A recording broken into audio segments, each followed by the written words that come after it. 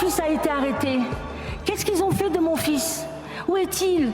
Est-ce qu'il a été torturé? Est-ce qu'il a souffert?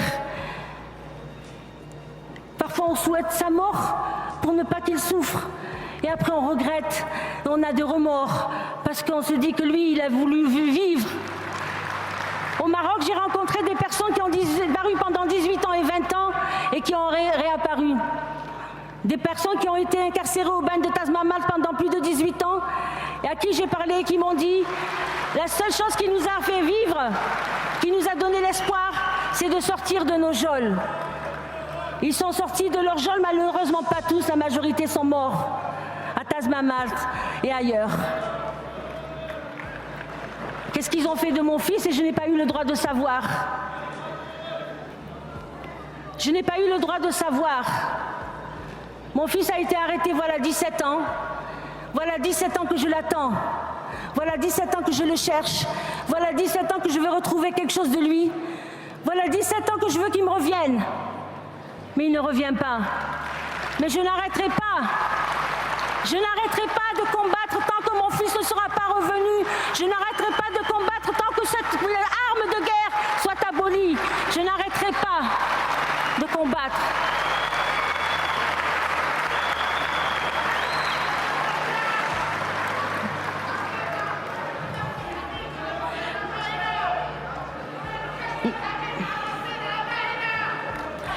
Les défis sont nombreux et nous comptons sur vous, vous tous qui êtes dans cette salle, pour que vous ne connaissiez pas la disparition forcée, pour que vous ne disparaissez pas, pour que vous n'ayez pas à vous chercher partout dans le monde.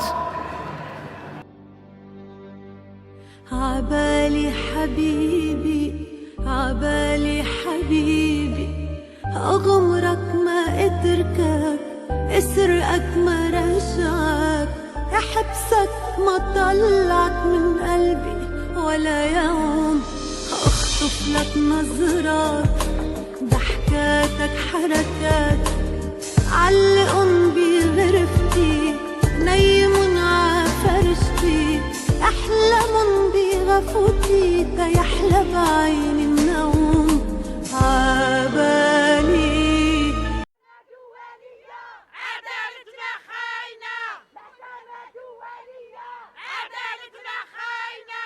C'est le rassemblement hebdomadaire des familles de disparus qui existe, qu'on est là tous les mercredis depuis 1998. Ce sont des personnes qui ont été arrêtées dans les années 90 dans le cadre de la lutte antiterroriste. Ce sont des personnes qui ont été arrêtées de leur domicile.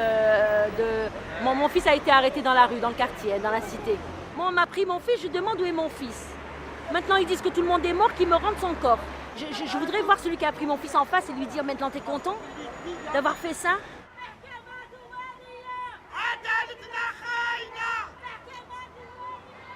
On sait que nos enfants sont encore en vie, ils sont vivants. Et ils nous ont dit de les oublier. Ils ont dit qu'on vous donne l'argent et il faut oublier ces enfants.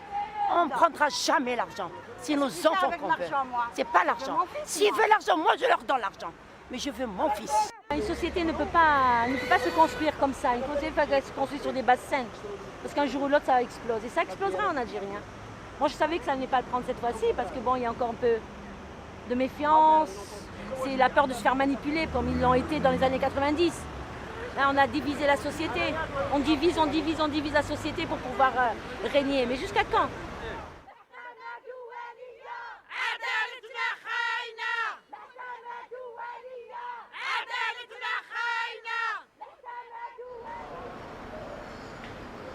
C'était terrible parce que j'étais vraiment au bord de la dépression nerveuse. Je suis partie voir mon médecin, il m'a donné une tonne de calmants, des gros comprimés comme ça, je me rappelle encore. J'étais bonne à rien. Et un jour, mon fils, il vient dans les rêves, il me prend par les épaules, il me fait « Maman, maman !» Il me secouait dans le rêve. Dans le rêve, il me secouait. Il me dit « Maman, réveille-toi, non, lève-toi, tu n'as pas le droit, je suis là, tu n'as pas le droit, je suis là. » Il me secouait, et je me suis réveillée. D'un coup, je me suis réveillée, je croyais qu'Amine était là, j'essayais de l'attraper. Et puis, je me suis rendu compte que c'est un rêve. Et puis voilà, je me suis levée, j'ai jeté les médicaments à la poubelle, allez, et puis je suis allée voir Amnesty International, je suis allée voir la fédération, la FIDH, je suis allée voir la Ligue française des droits de l'homme, j'ai été voir d'autres familles, et on a constitué ce collectif. Voilà. C'est comme ça qu'est né le collectif des familles disparues en Algérie.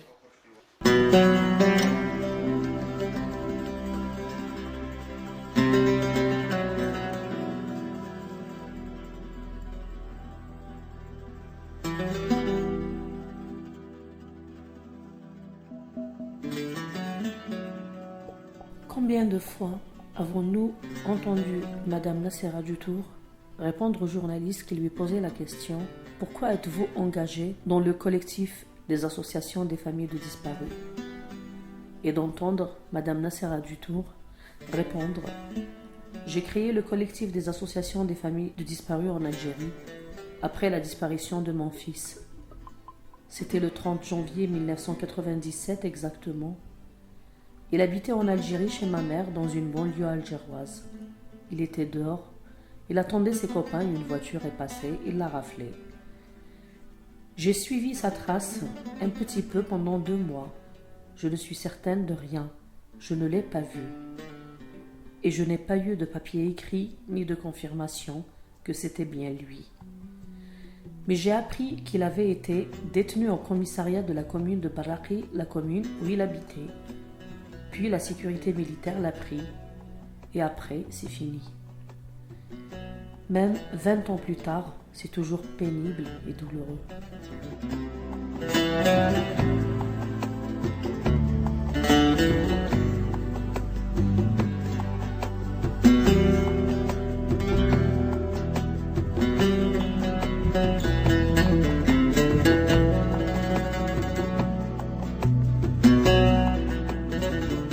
Lorsque l'équipe de Radio des Sans-Voix a demandé à Madame Nassera Dutour de faire un hommage aux 20 ans de l'enlèvement de son fils Amine, elle a répondu « Non, je ne souhaiterais pas, parce que vous ne l'avez pas fait aux autres familles de disparus. »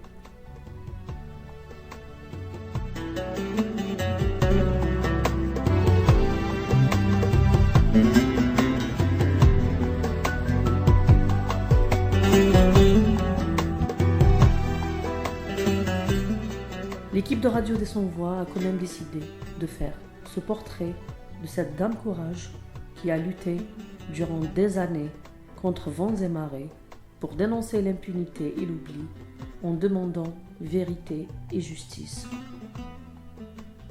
Nous avons décidé donc de prendre quelques extraits des différentes interventions de cette mère courage lors de différents événements.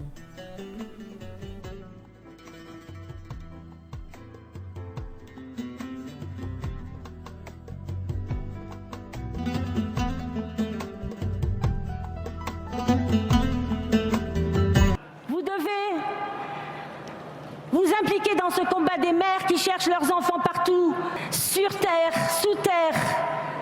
Mon fils a disparu, on a nié jusqu'à son existence. Il a été arrêté, on m'a dit, on n'a pas pris, on l'a pas enlevé. Il est inexistant. Il est inexistant chez les morts, il est inexistant chez les vivants.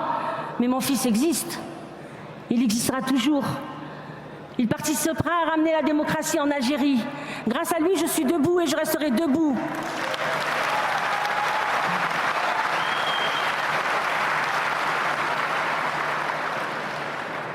Ce combat peut paraître interminable et il est interminable. Et pourtant, à l'image du combat des grands-mères de la place de Mai en Argentine, qui a conduit aux nombreux procès, dont celui du général Videla, qui est très connu, qui a été incarcéré pour vol d'enfants, pour torture, pour enlèvement et séquestration. Tout cela nous donne espoir.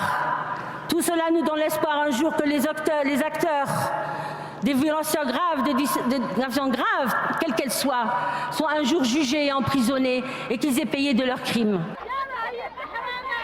والتاريخ يشهد عليك والتاريخ يشهد عليك علاش خايف من الحقيقة علاش خايف من الحقيقة ولادنا قضيتنا ولادنا قضيتنا ولادنا قضيتنا حتى شي ما يخوفنا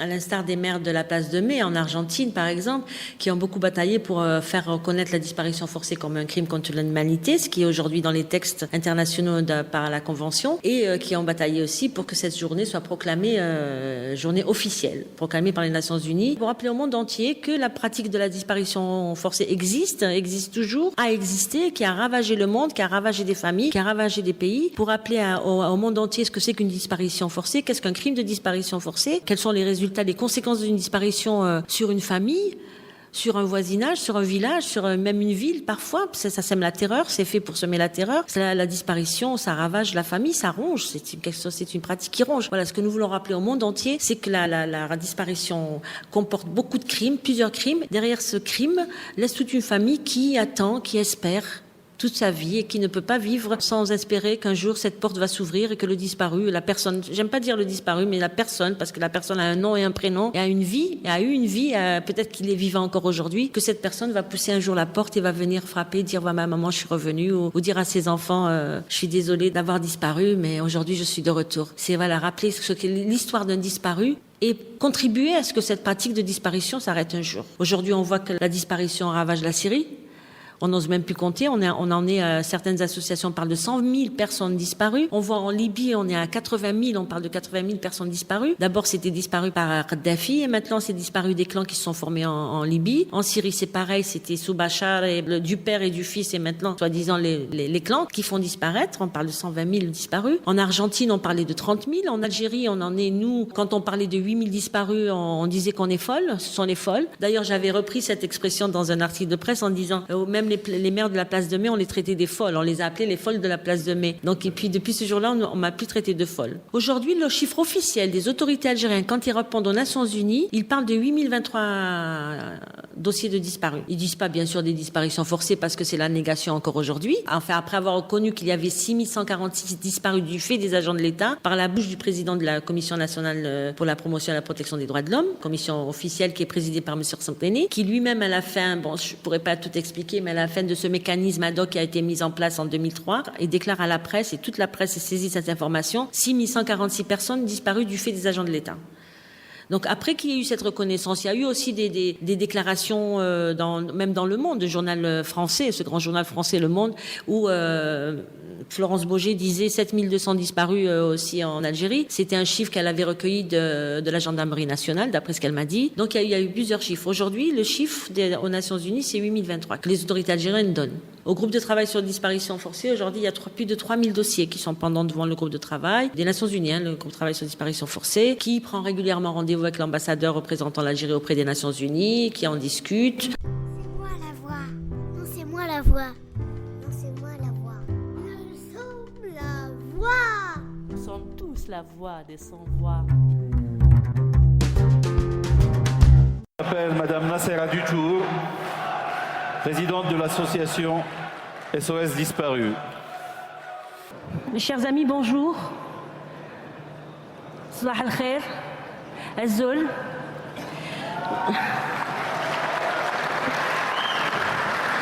Je voudrais juste préciser avant de commencer mon intervention que j'interviens ici en tant que présidente de la Fédération euro-méditerranéenne contre les disparitions forcées. Je suis algérienne, j'ai créé aussi l'association SOS Disparus en Algérie, mais j'interviens au nom de cette fédération.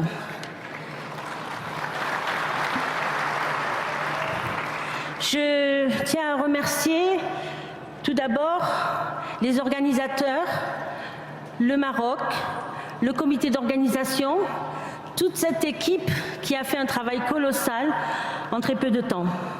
Je regrette quand même l'absence à ce forum de 3 membres de notre fédération qui n'ont pu arriver jusque-là pour partager avec vous ces 3 jours.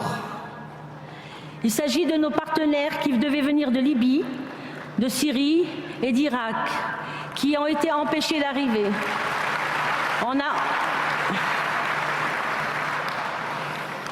Pour des raisons, nous a-t-on dit, des raisons de sécurité. Ces militants qui frôlent la mort tous les jours dans leur pays, Ces militants qui se battent pour la démocratie dans leur pays ont été empêchés de témoigner dans ce forum. C'est quand même invraisemblable qu'un forum mondial des droits de l'homme empêche des militants des droits de l'homme de participer à ce forum. Dans leur pays, ils sont la cible.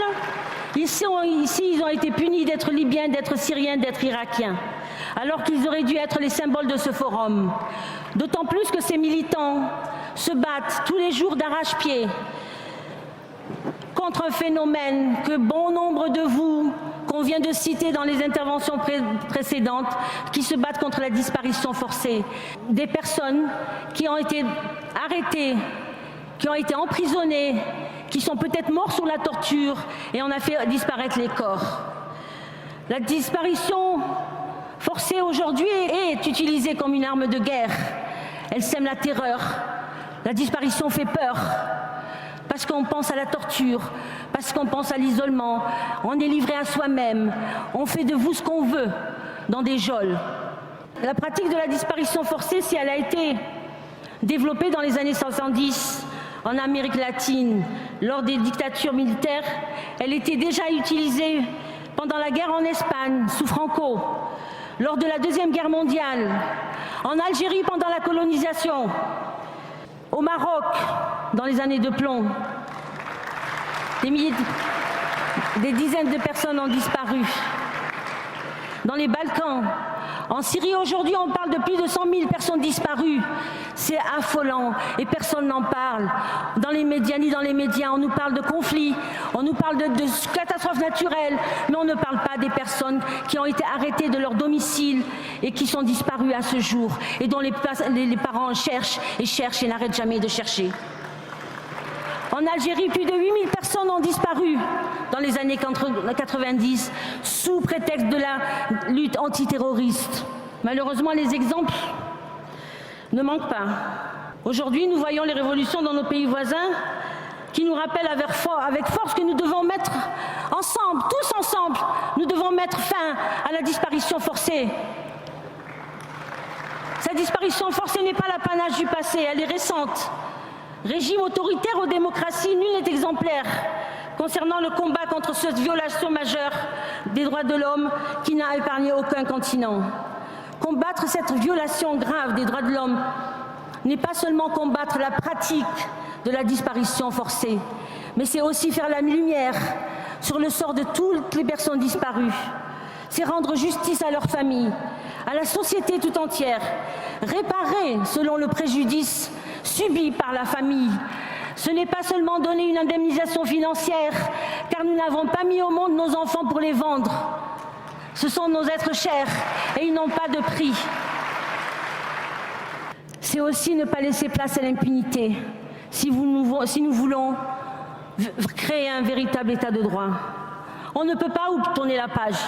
On ne peut pas oublier le passé. Le passé ne peut s'oublier. Les affres de la guerre sont encore là dans nos corps, dans nos vies.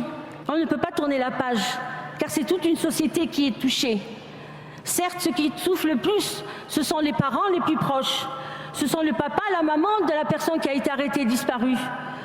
Ce sont ces femmes qui ne sont ni épouses ni veuves, qui n'ont plus de statut. Ce sont ces filles qui, dans certains pays, restent mineures à vie et qui, en l'absence du père, ne peuvent jouir de leurs droits les plus élémentaires. Les victimes sont ces mères qui ne cessent jamais de chercher leurs enfants. C'est plus fort qu'elles, elles ne peuvent pas s'arrêter de chercher. Jamais elles ne s'arrêtent de chercher.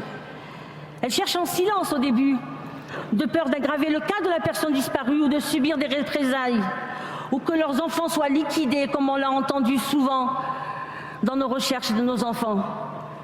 Après avoir cherché leurs enfants pendant des années, elles ne les ont pas trouvés. Donc après, elles cherchent la vérité. Cette vérité, tant attendue par les mères, cette vérité, c'est répondre à nos questions. Ces questions qui sont, mais pourquoi je n'ai pas eu le droit de savoir où est mon fils? Pourquoi mon fils a été arrêté? Qu'est-ce qu'ils ont fait de mon fils? Où est-il? Est-ce qu'il a été torturé? Est-ce qu'il a souffert? Parfois on souhaite sa mort pour ne pas qu'il souffre. Et après on regrette, on a des remords, parce qu'on se dit que lui, il a voulu vivre. Au Maroc, j'ai rencontré des personnes qui ont disparu pendant pendant 18 ans et 20 ans et qui ont réapparu.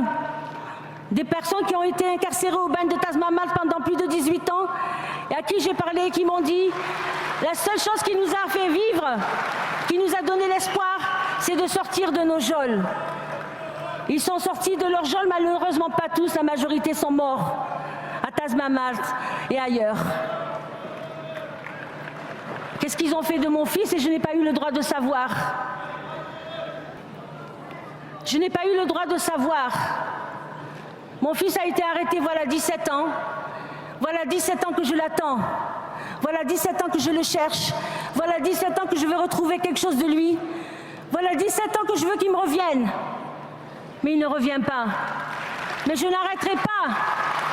Je n'arrêterai pas de combattre tant que mon fils ne sera pas revenu. Je n'arrêterai pas de combattre tant que cette arme de guerre soit abolie. Je n'arrêterai pas de combattre.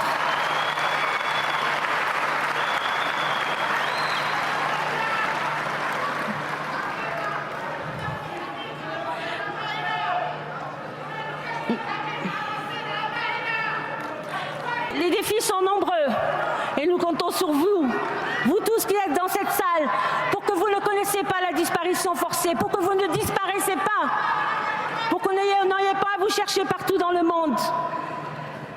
Vous devez vous impliquer dans ce combat des mères qui cherchent leurs enfants partout, sur terre, sous terre.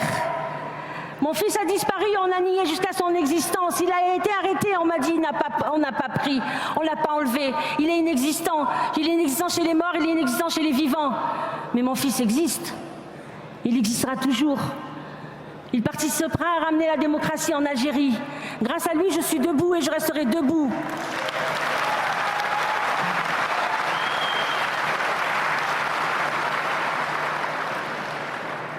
Ce combat peut paraître interminable et il est interminable. Et pourtant, à l'image du combat des grands-mères de la place de Mai en Argentine, qui a conduit aux nombreux procès, dont celui du général Videla, qui est très connu, qui a été incarcéré pour vol d'enfants, pour torture, pour enlèvement et séquestration. Tout cela nous donne espoir. Tout cela nous donne l'espoir un jour que les acteurs d'infractions graves, quelles qu'elles soient un jour jugés et emprisonnés et qu'ils aient payé de leurs crimes.